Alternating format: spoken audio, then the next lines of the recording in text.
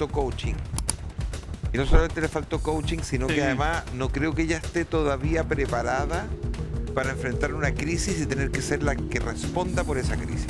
Seamos objetivos. En primer lugar, sí se advierte una pobreza lingüística en Mara. Y ese es un tema que es corregible. Tal como dice Mauricio, tienen que coacharla. Pero el respeto no se gana peleando con un... Porque el ministro está investido de una autoridad. Y esa autoridad exige muchas cosas. Entonces no podéis pasar por un puente y que un gallo te grite y te ponía a discutir con él a garabato pelado. Claro, eso. A mí lo que me complica de ella es su trastabilleo permanente. En términos de que ella... Lamentablemente, cuando habla se le nota mucho los nervios, demasiado. Yo creo que a ella le faltó coaching. Y no solamente le faltó coaching, sino que además no creo que ella esté todavía preparada para enfrentar una crisis y tener que ser la que responda por esa crisis. Que no lo ha hecho. Y si cuando tú... Ayer hicieron una pesadez con ella, con el tema de grandes pensadores, que le pusieron 7 veces la palabra... proyecto, que efectivamente en 34 segundos la dijo 6 veces porque se la cronometraron, es porque ella tiene ahí evidencia una falta de recursos no intelectuales, es una falta de recursos comunicacionales. Porque no es lo mismo estar en un panel gritando o peleando con alguien que estar frente al público. Mira, estar frente a una cámara de televisión a mucha gente lo achuncha. Pero hay otros que llevamos, qué sé yo, 40 años enfrentando una cámara de televisión, que cuando yo me enfrento a público masivo, a mí me genera un nervio especial porque son reacciones distintas, es otro tipo de cosas, no es exactamente lo mismo. Y acá, ella más encima se tiene que enfrentar a un piño de periodistas que lo único que van a ir a hacer es preguntarle y ver en cómo se puede equivocar, en qué cuña podemos sacar para perjudicar al gobierno o para favorecer al gobierno, porque a eso van los periodistas. Si hay un morbo, hay mucho morbo. Pero además que esa es la pega del periodista. Está como Fernando Pause, está haciendo una introducción larga, muy larga extensa. la pregunta. Eres nuestro nuevo Fernando Pauser. Espero que te den la respuesta, porque Pauser hace la introducción, se da la respuesta. Y después te pregunta respecto a la introducción y la respuesta. Te pregunta Tengo una cosa, esta es la crítica más dura que me han hecho últimamente. me llega al fondo de mi corazón. Al fondo de tu corazón. No hay nada peor que me compares con Pauser. Y lo peor de todo es que tienes toda la razón. Así que me disculpo por eso y te quiero preguntar. ¿Está calificada Mara Cedini para enfrentar todo aquello que yo estaba planteando? Yo creo que ella está calificada en la medida que el gobierno sienta en ella un pilar comunicacional. Yo creo que ella, ojo, aparte voy a decir una cuestión más, yo la conozco, yo creo que ella tiene toda la capacidad para hacerlo y está calificada para hacerlo, pero obviamente... Pero perdona, da la sensación que no está, como que no está cómoda. Esa es la impresión que da. Yo creo, sí, es que lo que pasa es que, yo creo que, ojo, yo creo que también hay un tema. La Mara tiene un estilo... Es un estilo muy fresco, un estilo como mucha lógica, más allá de sin filtro o no sin filtro, ¿no? Ella tiene un estilo muy fresco. Lo que pasa es que efectivamente está en un gobierno que tiene un estilo que quizás es bastante distinto al de ella. En la forma. Entonces, obviamente creo que aquí hay un choque de estilo. Pero creo que hay algo yo creo que hay una cosa que la Mara ha tenido o sea, creo que la Mara ha tenido unos tremendos ovarios para enfrentar lo que ha tenido que enfrentar, mientras la otra ministra vocera que tuvimos antes, políticamente muy zorra, etcétera, etcétera, en momentos de crisis, se echaba para atrás, no aparecía en ninguna parte. Y Lucho Cordero era ministro del Interior, era ministro vocero, era ministro secretario general de la Presidencia, era ministro de Justicia y era ministro de Seguridad Pública. Le tocó pesado a Cordero. Pero entonces, claro, lo que te quiero decir es que independientemente de que haya podido cometer errores, creo que tiene toda la capacidad, primero. Segundo, que es una mujer valiente, creo que ha dado la cara. Y eso también se valora. Obviamente esperamos que mejore, ¿no? Y bueno, después el presidente tendrá que hacer Hay que coacharla harto. Pero yo creo que ella tiene potencial.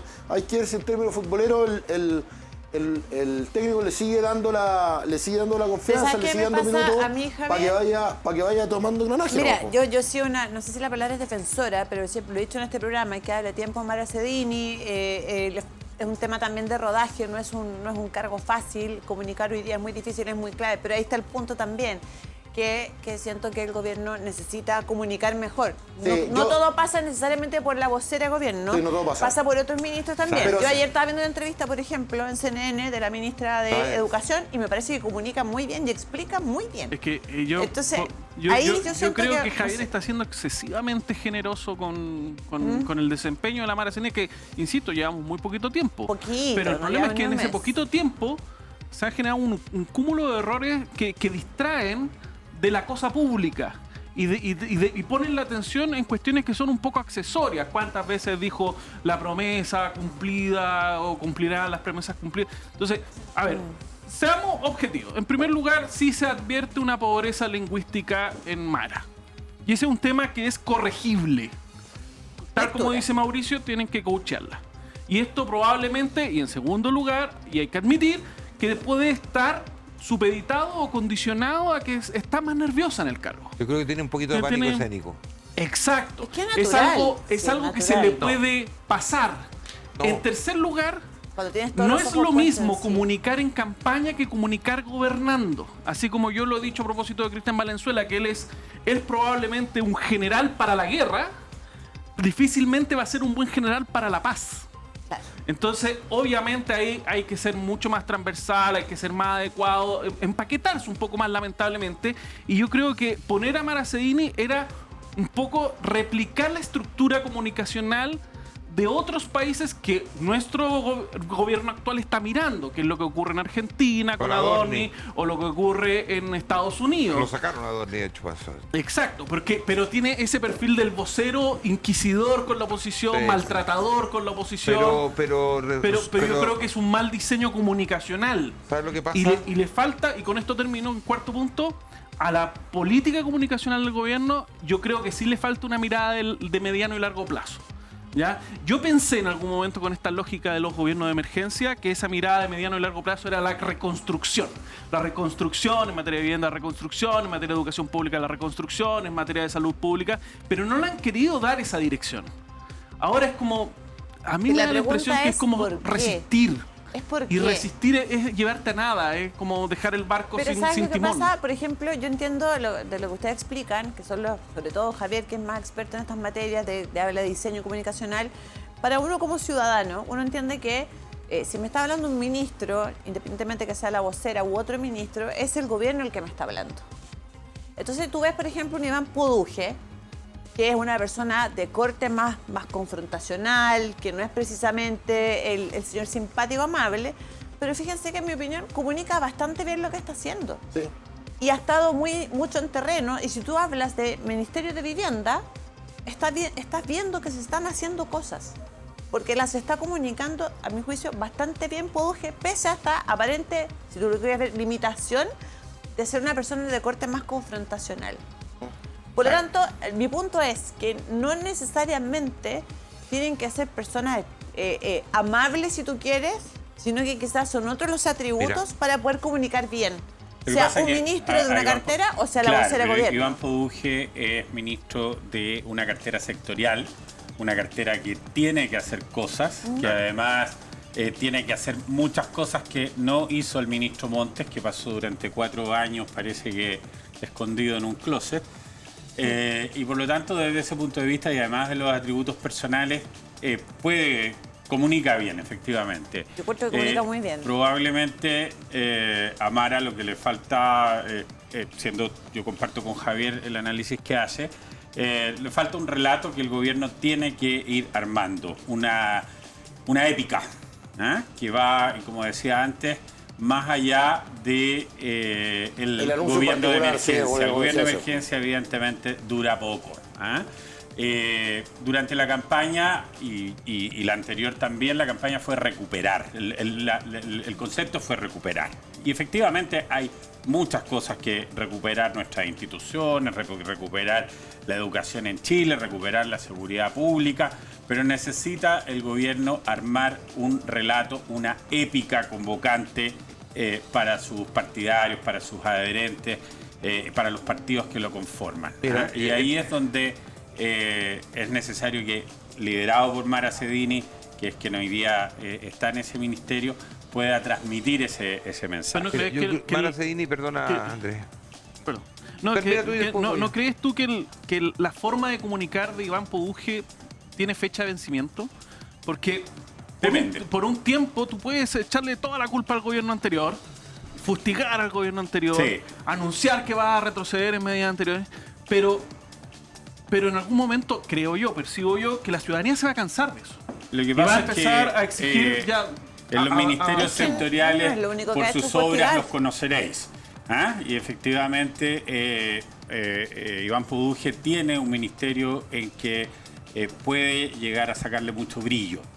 Sobre todo porque por la situación de, imagínate, pasamos 2 años y medio con las casas en Quilpué, en la quinta región, Villa, Quilpué, todo ese sector, cierto, que fue arrasado por el incendio del 2 de febrero de hace... Bueno, y no se hizo nada. Pero Poduje no solo fustiga, Poduje también explica, y explica en simple y bastante bien, por ejemplo, el tema de este memorial en Colonia Dignidad. En Colonia Dignidad, por ejemplo, lo explicó muy sencillo y la gente lo entendió perfecto. Entonces creo que puede durar más tiempo. Algunas personas lo entendieron. Yo frente a esto... ¿Qué opinas tú, Yo voy abuelo? a decir lo siguiente. Primero, tildenme de viejo, de abuelo, de conservador. Abuelo, si faltaba el abuelo. Yo no sé en qué minuto me bajé de la Abuelo. micro donde existía respeto por las autoridades. Y que Estamos de las acuerdo. autoridades infundían respeto también. Entonces, a mí lo que me pasa con el caso de Iván Poduje, por ejemplo, es que puede ser muy confrontacional todo lo que tú quieras, pero el respeto no se gana peleando porque el ministro está investido de una autoridad. Por Y esa supuesto. autoridad exige muchas cosas. Entonces, no podéis pasar por un puente y que un gallo te grite y te ponía a discutir con él a garabato pelado. Eso no es digno de un ministro. Y esas son las cosas que de repente chocan. Y eso empaña de alguna manera también que quizás puede ser el mejor ministro de este gobierno, pero la actitud, también, la forma también importa en el caso de una autoridad. Sí. Y en el caso de Mara, yo quiero decir que efectivamente ella cumplió un rol súper importante cuando estaba en la OPE, porque estaba comunicando exactamente lo que se quería comunicar en la OPE cuando se estaba en campaña. Porque una cosa es estar en campaña, Javier, y otra cosa es cuando tú ya asumes el gobierno y tienes que empezar a hacer que esas promesas de campaña se traduzcan en programas, a transmitir el relato del gobierno. A transmitir el relato del gobierno. Nunca estuvo ella enfrentada a contrapreguntas por parte de la prensa. Siempre era una discusión con panelistas y siempre en un tono bastante agresivo. En el cargo de vocero, además de tener esas cualidades que nosotros estamos hablando, también tienes que ser carismático. El vocero tiene que ser carismático. Porque una persona segura de sí misma y carismático es muy difícil que le pasen por encima bajo ninguna circunstancia. Y va a ser mucho más fácil poder comunicarnos, ¿verdad?, ese programa de gobierno y va a poder discutir con la prensa de una forma diferente. En ese sentido, el ejemplo de Adorni, a mí me encantaba ver las vocerías de Adorni.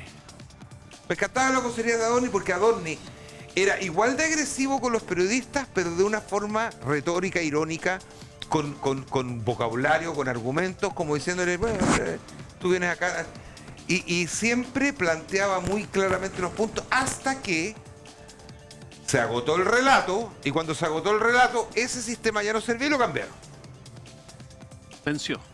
Entonces, a mí me da pena que una muchacha que es periodista, que es actriz, que es cantante, que se destacó como panelista, que tiene argumentos, porque los tiene. Y tuvo un rol muy importante en la campaña. Pero una además, cosa es ser tremendo rol. panelista de un programa y otra cosa es ser vocero de un gobierno.